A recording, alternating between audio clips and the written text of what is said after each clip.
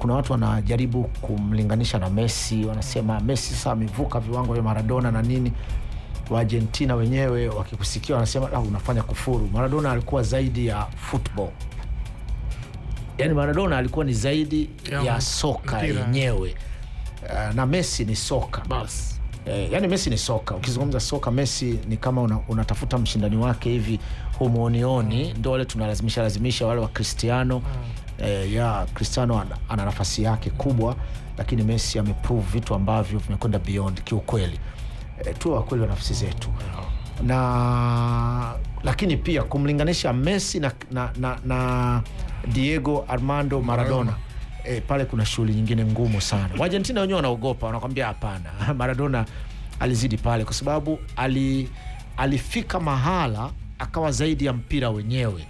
Alikuwa ni mwanaharakati, ni mtetezi wa haki za watu kwenye mambo ya mpira. Yeye akisema hili ni sahani, sio uje mwambie hii sio sahani, hiki ni kijiko. Hapana.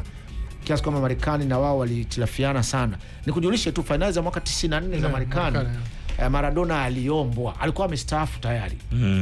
Alistaafu, lakini walimuomba mashindano yatakosa sababu hayakuwa na mchezaji mkubwa yeyote. Yani ilikuwa ni finali za kwanza za kombe la dunia zinakwenda kuchezwa, hazina mchezaji mmoja aliyesimama kwamba ni mchezaji mkubwa wa ulimwengu. 94, yes. Waliibukia hapo kina Roberto Baggio. Baggio alikuwa mchezaji mzuri, lakini huwezi kumtia kwenye sehemu moja na Maradona. Alikuwa mzuri tu. Ni kama vile tunavyosema Lamine Yamal anakwenda kwenye kombe la dunia hili. Kama tuseme Messi na Cristiano wasinge kuwepo kabisa. Tungezungumza tu kuna Mbappe, mchezaji mpya, Hristo Stoichkov. Yes, kwamba hawakuwa wale, hata ukianza kuwasema unaona hawajai kwenye ule uzito wa sawasawa hivi. Kiasi kwamba waliondoka na mpira wao mpaka leo. Lakini kuna watu wameondoka, dunia inaendelea kuwazungumza. Hao ndo akina Edson Arantes na Nascimento Pele na wenzie wengine. Kwa hiyo finali za 86 ndo zilimuibua huyo Diego Maradona.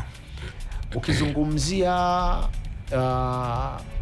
finali za mwaka 86 unamzungumza tu Maradona. Ukizungumza finali za kombe la dunia taja zote, lakini kuna finali moja ndio inaudescribe hasa mpira wa kombe la dunia, ndio finali ya 86.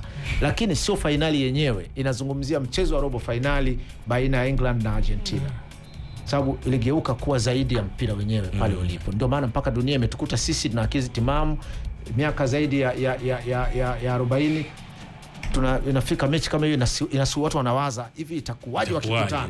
Na kweli wamekutana, umeona vita kweli kweli. Yes. FM